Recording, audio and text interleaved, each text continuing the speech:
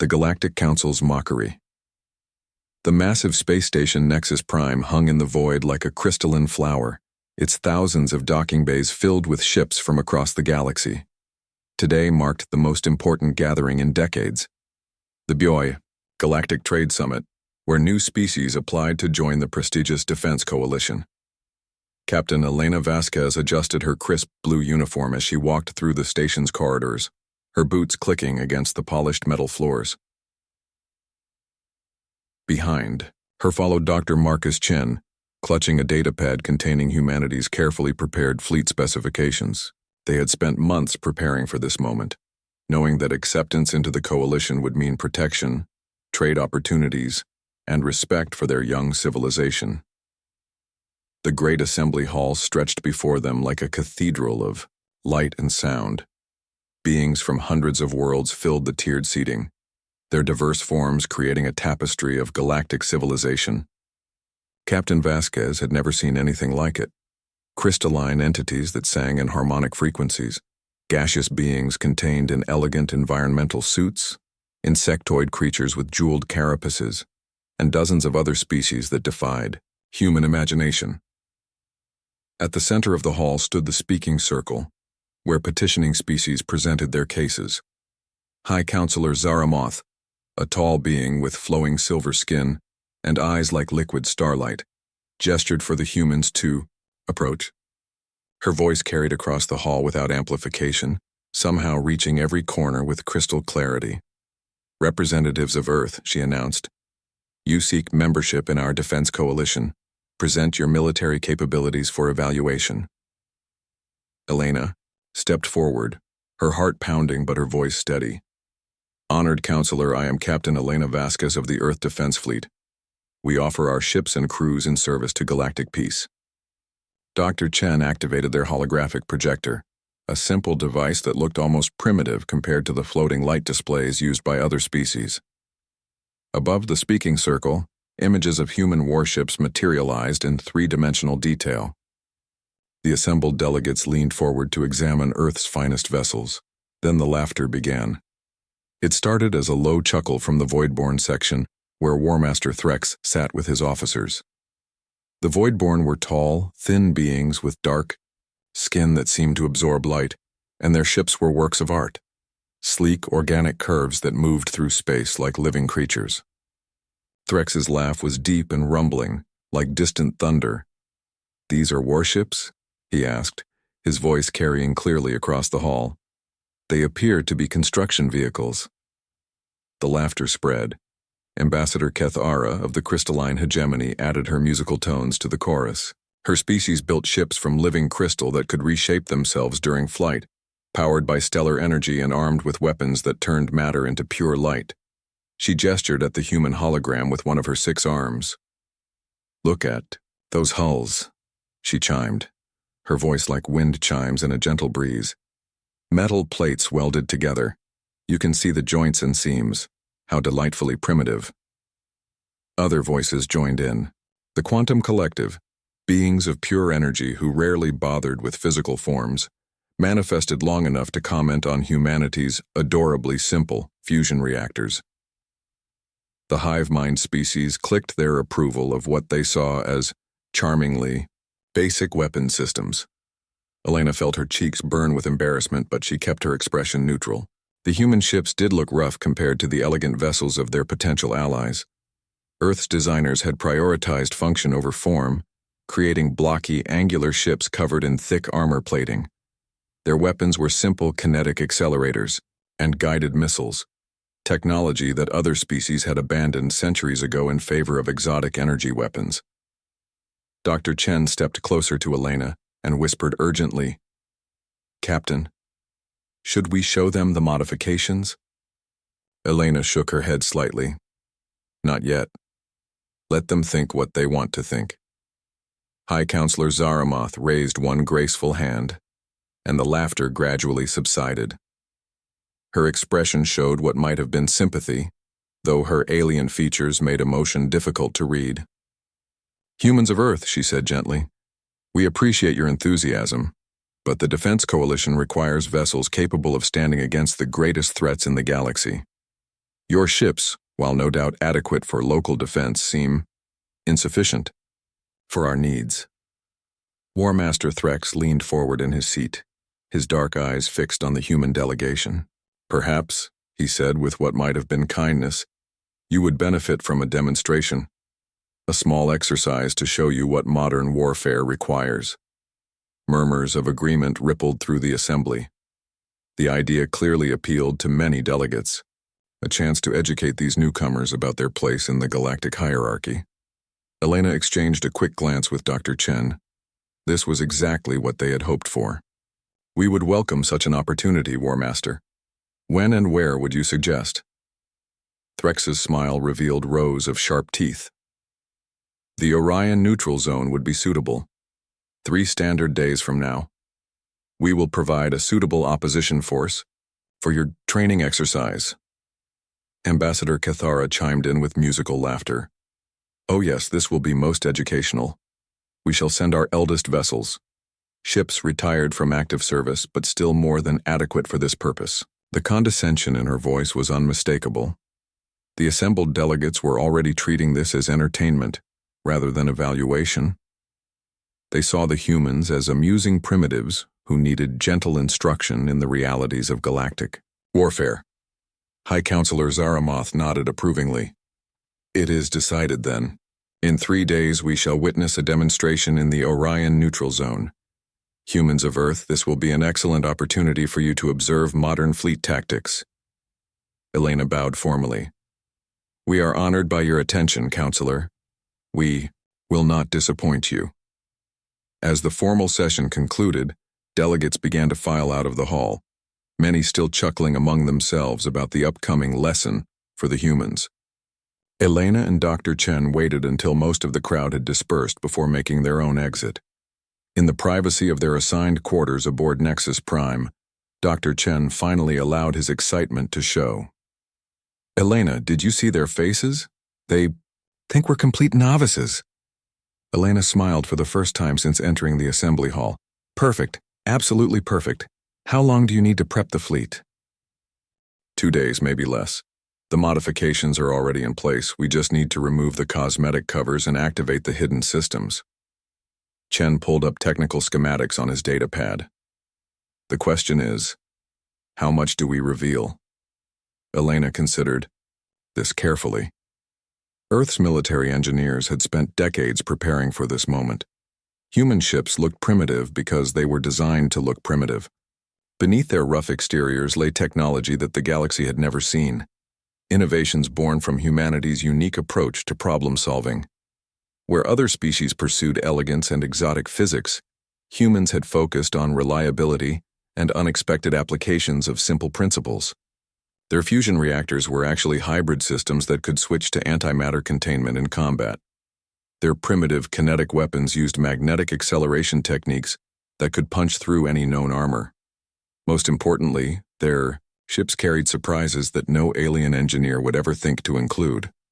We show them enough to win, Elena decided, but not enough to reveal everything. Let them think they understand us after this demonstration. 3 days later, the Orion neutral zone buzzed with activity. Ships from dozens of species had gathered to witness what most expected to be a brief educational display. News drones and observation platforms filled nearby space, broadcasting live to billions of viewers across the galaxy. The human fleet that emerged from hyperspace looked exactly as unimpressive as expected. 12 ships of various sizes, all showing the same rough industrial aesthetic that had caused such amusement at the summit. Their formations were loose and seemingly unprofessional compared to the precise geometric patterns favored by galactic militaries.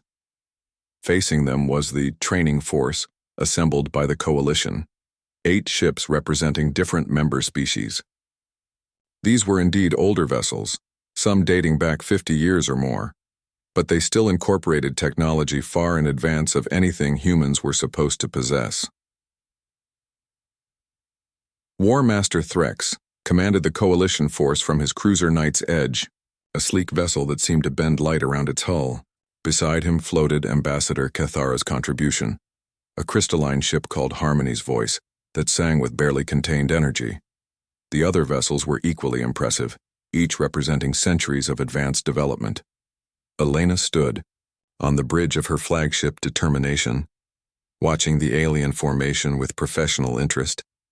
Her crew moved with quiet efficiency around her, their casual confidence a stark contrast to the nervous energy she had seen in alien crews during their previous encounters. "All ships report ready, Captain," announced Commander Sarah Blake, Elena's tactical officer. "Phase 1 packages are prepared for deployment." Elena nodded. "Signal the Coalition fleet. Tell them we're ready to begin their demonstration." The response came quickly from Threx. "Humans, we will begin with basic maneuvers. Try to follow our formations and respond to our movements. Do not be discouraged if you cannot keep up. These patterns require years of practice to master." What followed was indeed educational, but not in the way anyone expected. The unexpected victory, the Coalition ships moved into their opening formation with practiced grace. The pattern was called Stellar Bloom, a complex arrangement where vessels spiraled outward from a central point while maintaining interlocking fields of fire. It was beautiful to watch and devastatingly effective in combat, requiring split-second coordination and advanced maneuvering systems. War Master Threx watched with satisfaction as his mixed fleet executed the maneuver flawlessly.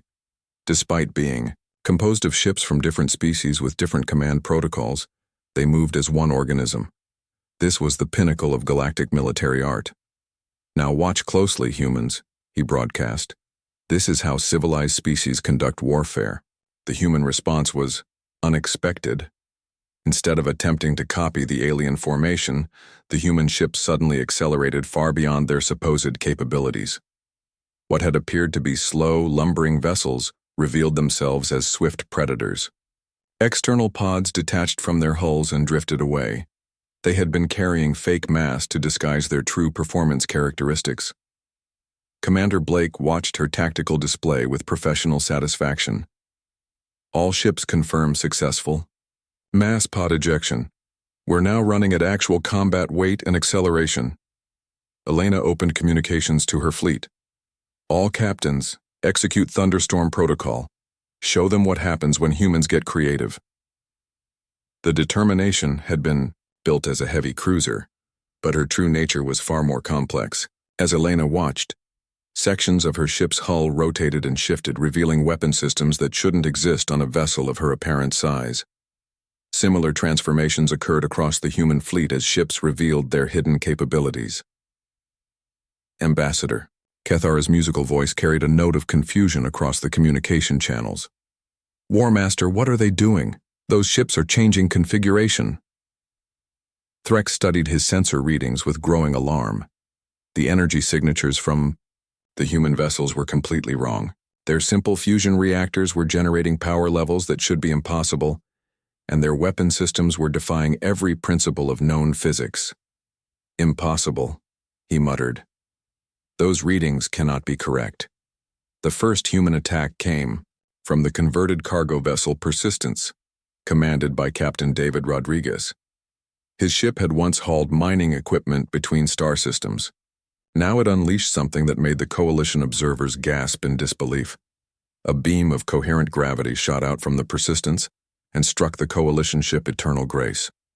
The alien vessel, protected by the most advanced shielding technology available, simply crumpled inward on itself as local spacetime was compressed into a sphere barely 10 meters across.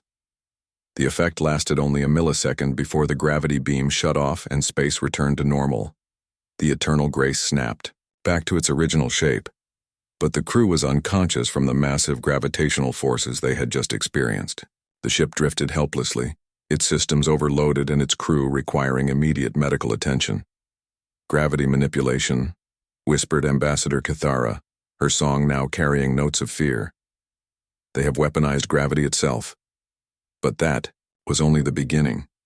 The human escort ship Defiance opened fire with what appeared to be simple kinetic weapons.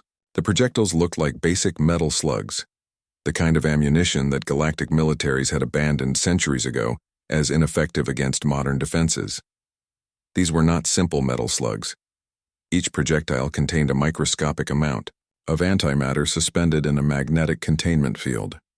When they struck the coalition ship's energy shields, the containment fields collapsed and matter met antimatter in brilliant flashes of annihilation.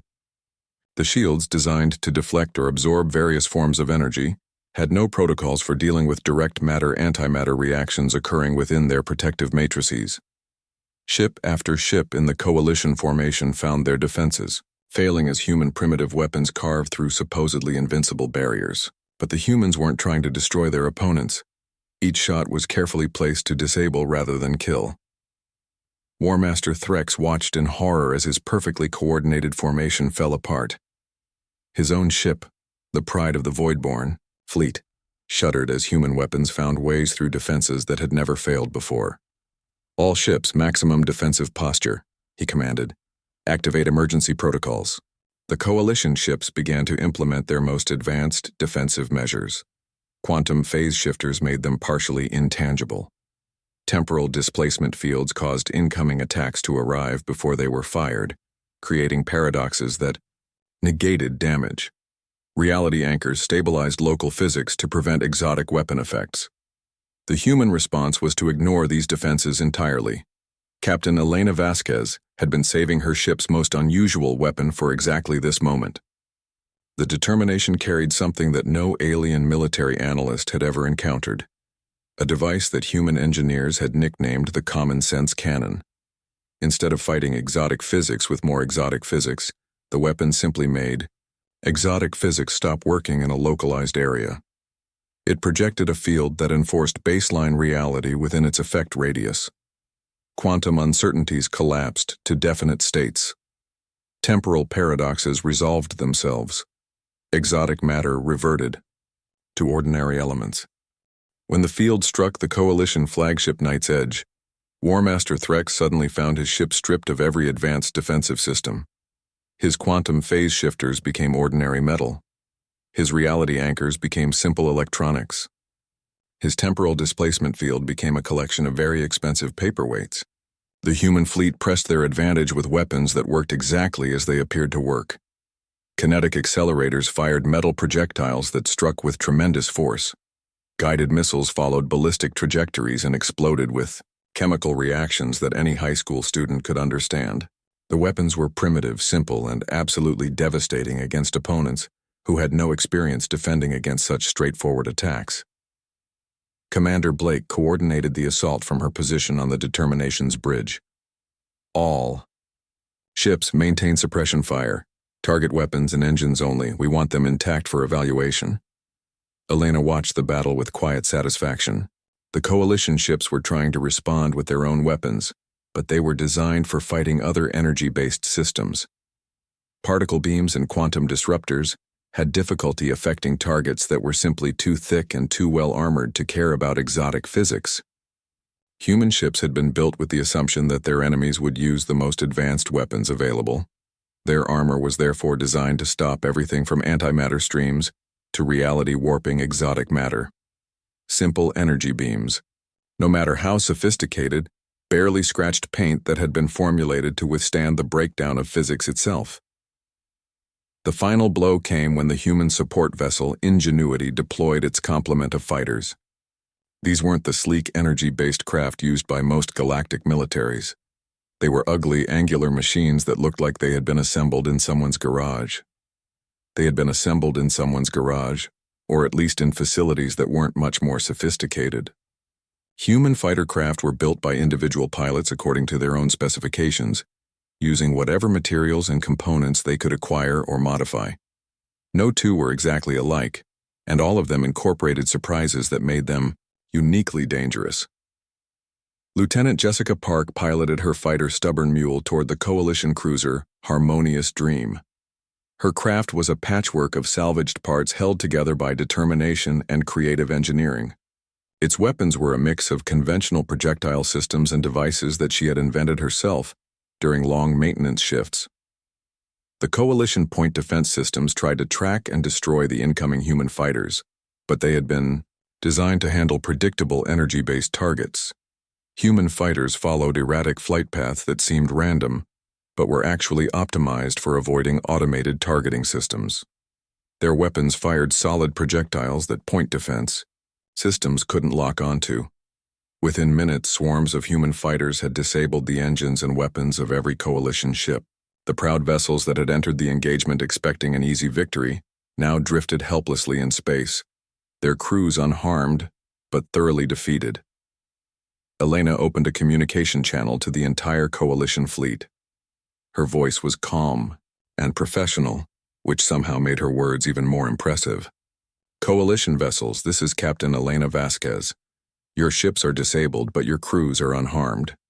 We have demonstrated that human military technology, while different from galactic standards, is highly effective in combat. We request immediate cessation of hostilities and acknowledgement of human capability." War Master Threx stared at his dead control panels in shock. His species had ruled their sector of space for over 2,000 years. They had never been defeated so thoroughly or so quickly. The humans had taken apart his entire formation in less than 20 minutes, using weapons that shouldn't have worked. "Captain Vasquez," he said slowly, his voice carrying new respect. "On behalf of the Coalition Training Force, I acknowledge your victory. Your tactics and technology are most impressive." Ambassador Cathara's musical voice had lost all traces of condescension. "Humans of Earth, we have clearly underestimated your capabilities. Your ships may appear primitive, but they are devastatingly effective." Elena allowed herself a small smile. "Thank you, Ambassador. We believe that good engineering doesn't need to be complicated. Sometimes the simplest solutions are the most reliable." Across the galaxy, billions of beings watched the recordings of the battle with new understanding. The humans hadn't won through superior technology or exotic physics. They had won through clever engineering, unconventional thinking, and the willingness to use simple solutions in unexpected ways. In the days that followed, humanity's application to join the Defense Coalition was not only approved, but fast-tracked through every remaining requirement.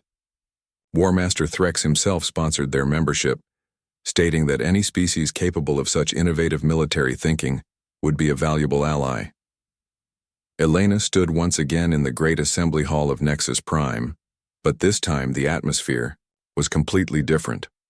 The same beings who had laughed at human ships now listened with respectful attention as she outlined Earth's contributions to galactic defense. "We offer not just our ships and crews," she concluded, "but our approach to problem solving. Sometimes the galaxy needs beings who think differently, who aren't limited by conventional wisdom about what can and cannot work." High Counselor Zaramoth rose from her seat, her silver skin gleaming in the hall's lights. "Captain Vasquez, on behalf of the Galactic Defense Coalition, I formally welcome humanity as our newest member species. Your demonstration has shown us that true strength comes not from having the most advanced technology, but from knowing how to use whatever tools you have most effectively." The hall erupted in applause, genuine this time, free of mockery or condescension. Elena looked out at the assembled delegates and saw not beings who looked down on humanity, but allies who respected what humans could bring to the galactic community. As she left the hall for the final time, Dr. Chen caught up with her in the corridor. "So," he said with a grin, "how much of our real capability do you think they figured out?" Elena considered the question carefully. The battle had revealed some of humanity's military innovations, but Earth's engineers had been working on projects that would surprise even their new allies. The common sense cannon was just one of dozens of reality-affecting weapons in development. Human ingenuity was only getting started. "Maybe 10%, she finally answered. "Just enough to earn their respect and keep them from looking too closely at what we're still keeping secret." They walked together toward their shuttle, both of them thinking about the future. Humanity had proven itself capable of standing among the stars, but the real adventure was just beginning. The galaxy was vast and full of wonders, threats and opportunities that no one had yet imagined, and humans, as they had just demonstrated, were very good at turning the unexpected into an advantage.